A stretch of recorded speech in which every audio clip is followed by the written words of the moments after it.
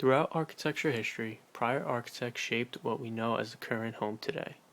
Frank Lloyd Wright was the architect of the Kaufman House, or better known as Fallingwater, located in Mill Run, Pennsylvania. Fallingwater was built in 1936. At the time, architects were responding to the industrial city in different ways. Frank Lloyd Wright designed Fallingwater in response to the industrial city. Wright felt that the modern city would alienate people, so his response was to keep family together inside the house. Wright coined the term organic architecture. Organic architecture connects human habitation with the natural world through the design process. Organic architecture respected the properties of materials and the harmonious relationships between form and function of building. For example, you wouldn't twist steel and wouldn't make a bank look like a Greek temple. Also, organic architecture attempted to integrate spaces in a whole by linking the structure with the site and connecting context and structure. Wright interpreted the home as a place for family to come together and to connect with nature. Since Wright felt the industrial city was separating families, Wright created the hearth. The hearth was the heart of the home. The hearth in Fallingwater was the fireplace. The fireplace was a place where the family would gather around together. Today, we can think of the television as a modern-day hearth of a home. To connect with nature, Wright did many things. One thing he did was weave spaces together. First, the landscape was woven into the structure. The entry bridge spans the mountain stream and connects to the main house. As you continue, you go up a gentle slope between the structure and rock ledge and arrive at a portico formed by concrete beams spanning the distance between the house and natural hillside. Then you cross a second bridge that connects the back of the house to the rock ledge. A visitor experiences a rhythmic spatial weave of movement over, under, and through, the result of connecting architecture and natural elements. Another way Wright connected to nature was by human senses. Wright felt that what defined the site was sound and rhythm, so he wanted to involve all the senses, not just visual. Wright thought about sound by cantilevering the house to incorporate the moving water into a space for one who liked to listen to the waterfall. Also, Wright left a boulder from the site in place in the living room because he said it was Kaufman's favorite spot for lying in the sun and listening to the falls. Lastly, Frank Lloyd Wright connected Fallingwater to nature by the materials used and the furniture in the home. The materials used connect with the natural setting. Wright used stone from the stream below the home throughout the interior and exterior. One main place where Wright used the stone was on the fireplace. Since the fireplace was the central element of the home, the material used on the fireplace also connects with the central theme of the connection to nature. Gerrit Rietveld was the architect of the Schroder House in Utrecht, Netherlands. Gerrit was a Dutch furniture designer who later became an architect. The Schroder House was built in 1924. Before designing the Schroder House, Rietveld was known for his famous red and blue chair. Gerrit Rietveld was one of the main members of the Dutch artistic movement known as the Style.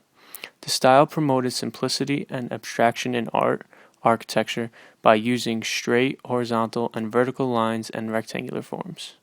Rietveld believed that every masterpiece were composed of very basic elements like vertical and horizontal lines in primary and monochrome colors. Gerrit Rietveld had an active attitude for life. He felt that living in a home was a conscious act. The person living in the home had to perform a transaction for every activity. One way Rietveld did this in the Schroder House was by making sliding walls.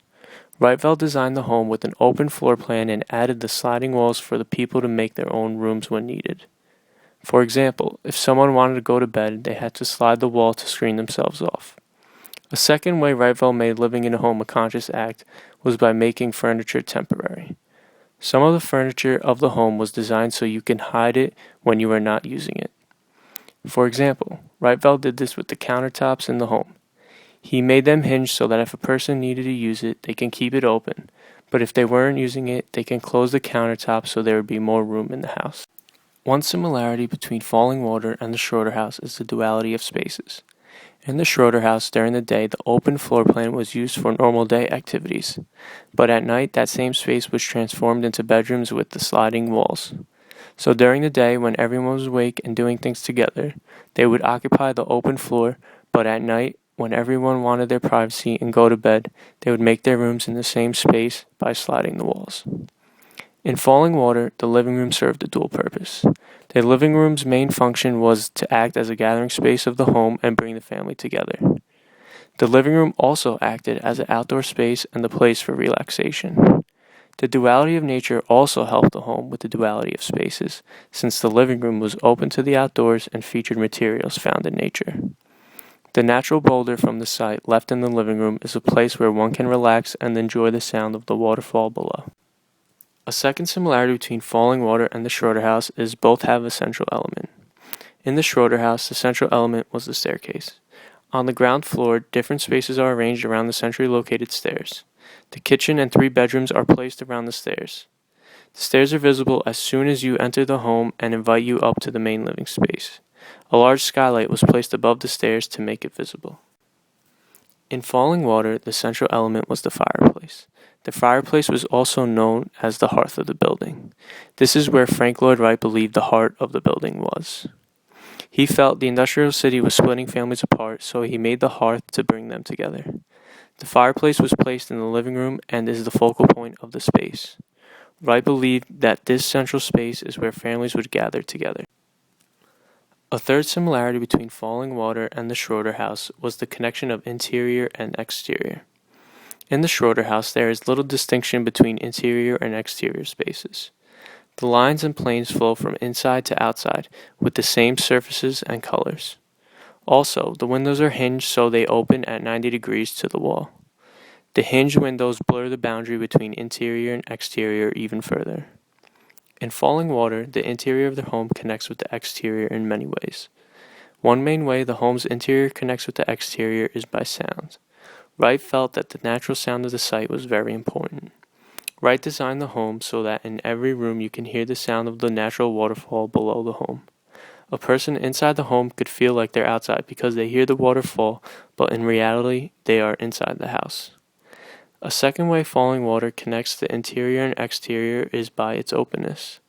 With the use of glass and patios off rooms, people could feel like they are outdoors. The rooms were surrounded by glass that opened them up to the outdoors. Also, the protruding horizontal planes created patios that extended the space from interior to exterior.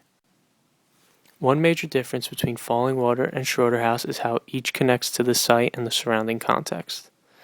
Fallingwater connects with its site and looks like it naturally belongs there. This was one of Frank Lloyd Wright's main goals in designing Fallingwater. The placement of the home on the site and the materials that make up the home make the house fit well into the site. Everyone expected Wright to place the home in front of the waterfall, but instead he placed it on top. This made the home look like it was naturally a part of the site. Also, Wright used materials that were found around the site. For example, the stone used on the home was found off the riverbank on the site. The materials connect the home with the natural elements of the site and make the home look like it belongs there. But with the Schroder house, the house does not fit in with the site and the context around it. The home is very different from everything around it. When walking by the Schroder house, it stands out compared to everything else.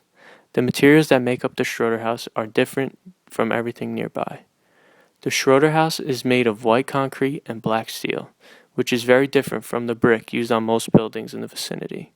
Also, the colors red, blue, and yellow on the facade make the Schroder house stand out compared to everything else. Each building had significant contributions to housing.